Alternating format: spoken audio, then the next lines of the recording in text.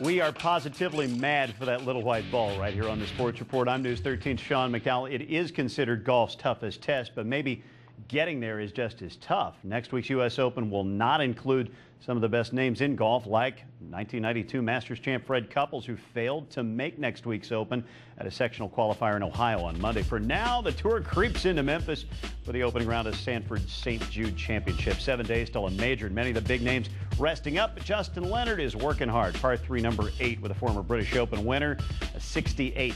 2 under on Thursday. Boo Weekley might be the man to beat this week and next. A 65 for him in round number 1, a 5 under. He is one shot up on Tommy Armour III. Round number 2 coming up in Memphis on Friday.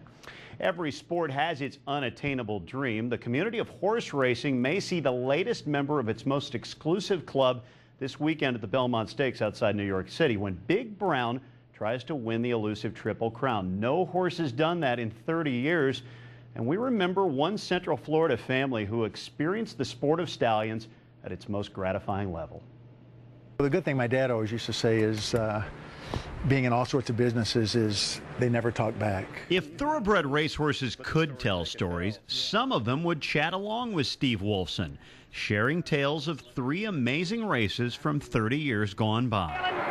Memories of 1978 may never die off. No horse has won the sport's hallowed Triple Crown since Affirmed galloped to the gold by winning the Kentucky Derby, the Preakness, and the Belmont Stakes in one season.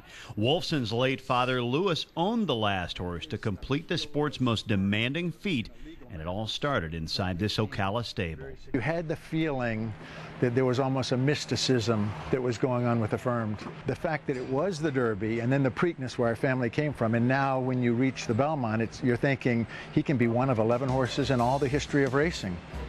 I think it becomes cemented and becomes, solidified as you went on for 30 years. The Wolfsons looked on as Affirmed was bred and trained in this Marion County community, and his national acclaim helped put Florida's horse breeders on the national map. Lewis Wolfson was known as a shrewd and successful businessman, but the thrill of winning thoroughbred treasures shivered even him on Belmont Day in '78, when Affirmed barely outpaced rival Alydar for the 3rd straight pulse-pounding win. He didn't use binoculars. He had great vision, but he put his binoculars up and he's looking, and he felt that if Affirmed had the lead, he would win for sure.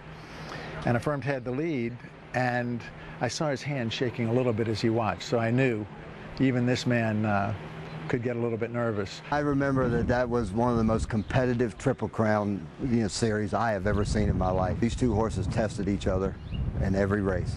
The Derby, the Preakness, and the Belmont. Affirmed was just always did enough just to win. Extremely competitive horse.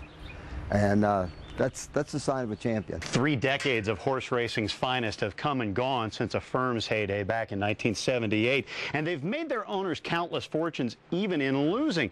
However, that may be the difference in this day and that one, according to Wolfson.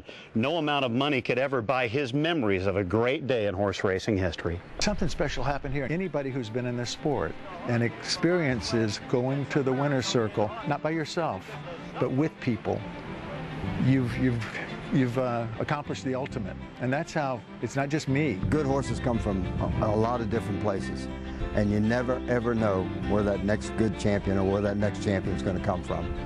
And that's what keeps us going. Expect Big Brown to be a big-time favorite this weekend at the Belmont. Good luck to him. We want to know, how did tour players hit the ball so perfectly? We'll find out during Friday's edition of the Sports Report when we talk equipment. Trivia answer now. Which of these Tampa Bay Rays was not a first-round draft pick?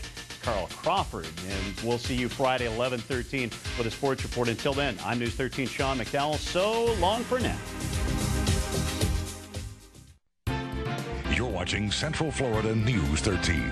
All local, all the time. Only on Bright House Networks.